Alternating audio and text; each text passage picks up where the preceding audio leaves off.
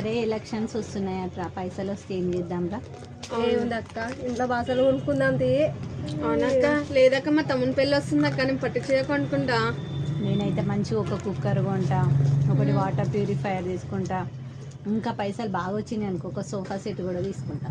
అక్క నేనైతే ఇస్తారంట, చాలా డబ్బులు ఇస్తున్నారంటే ఈసారి తెలుసా అక్క. నేనైతే మంచిగా పట్టు చేయకొని మంచిగా గాజులు గిట్ట మంచి నెక్ సెట్ గిట్ట మంచిగా తీసుకుంటా అక్క. నేను తీసుకుంటా, వద్దు నాకు అంత ఆశలు ఏం లేవు. వద్దు వద్దు, ఇంట్లో కావాల్సినవి అంటే ఏంటిరా? బాసలే తీసుకుంటా అక్క. కుక్కర్ తీసుకుందాం. కుక్కర్ ఇంకా ఏమి ఇంట్లో మిక్సీ లేదు అన్నా కదా, మిక్సీ తీసుకో మంచిగా. మిక్సీ మళ్ళీ గ్రైండర్ అంటే కొంచెం పెద్ద పాటి ఎవరిదన్నా వస్తే గ్రైండర్ కూడా వేసుకుందాం. ఓకే. ఒక కేజీ దోశ పిండి రుబ్బుకోవచ్చు. ఎందుకు అక్క?